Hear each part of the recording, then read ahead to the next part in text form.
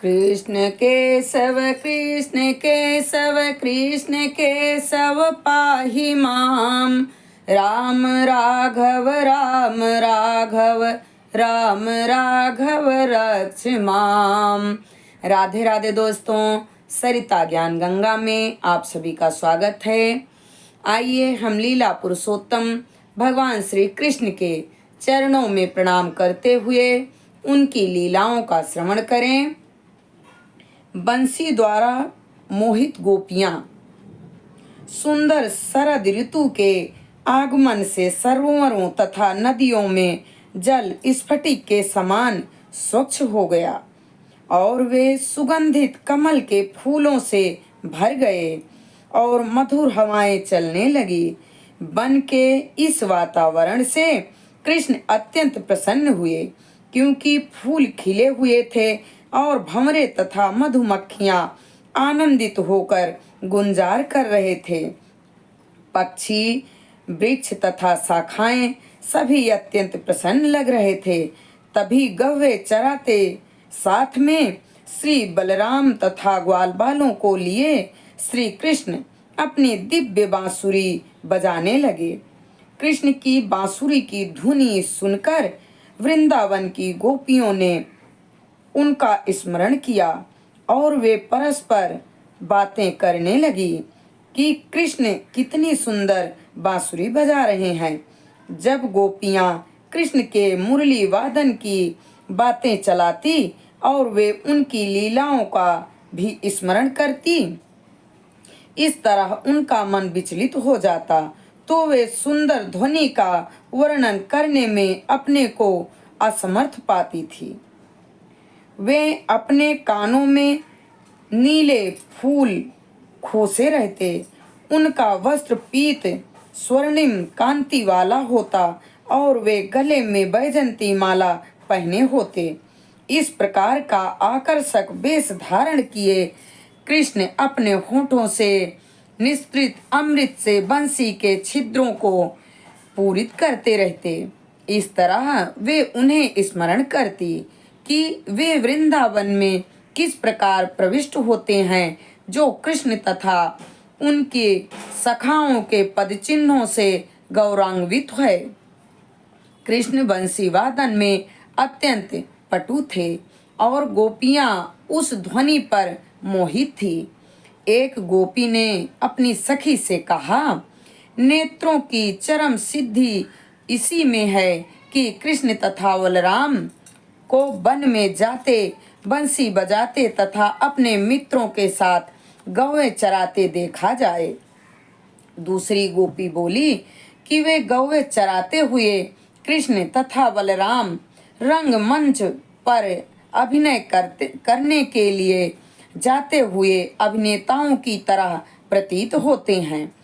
तब तीसरी गोपी ने कहा, कृष्ण तथा बलराम कितने सुंदर लगते हैं।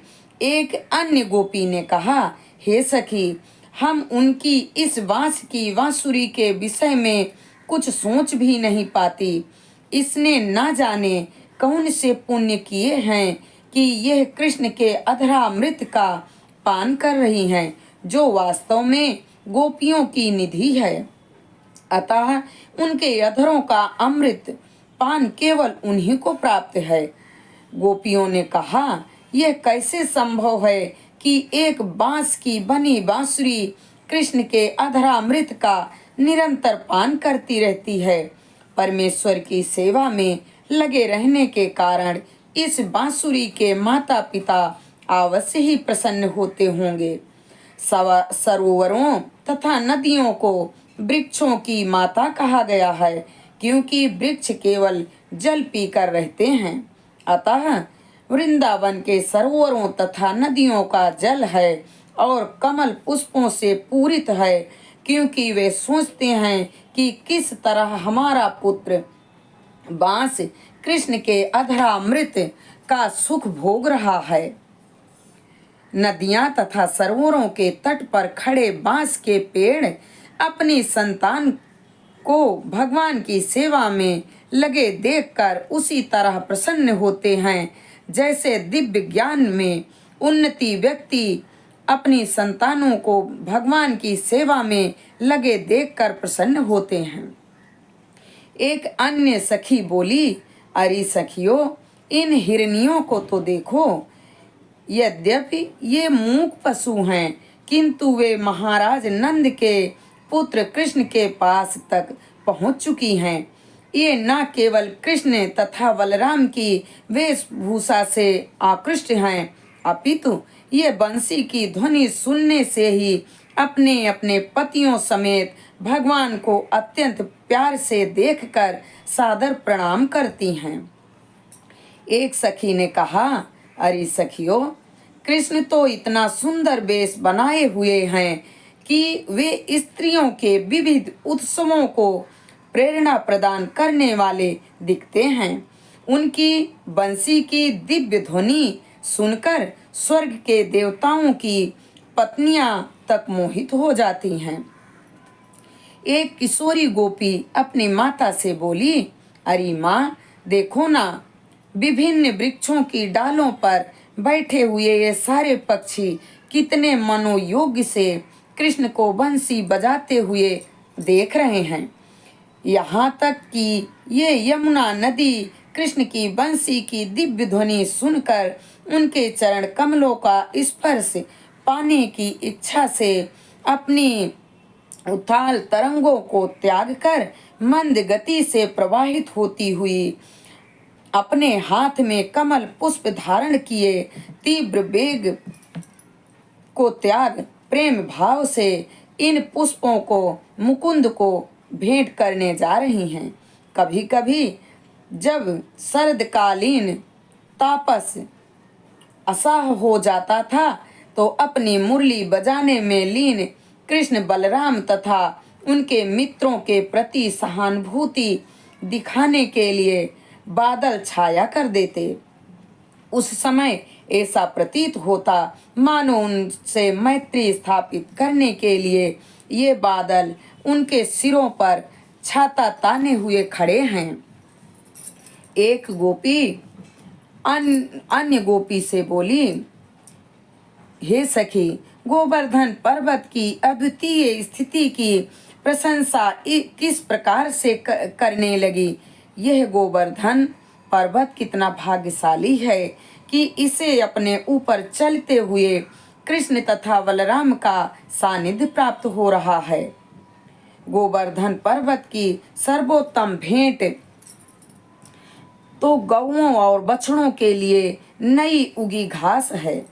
गोवर्धन पर्वत भगवान के प्रिय साथियों गौओं तथा बछड़ों को प्रसन्न करके भगवान को प्रसन्न करने की कला जानता था।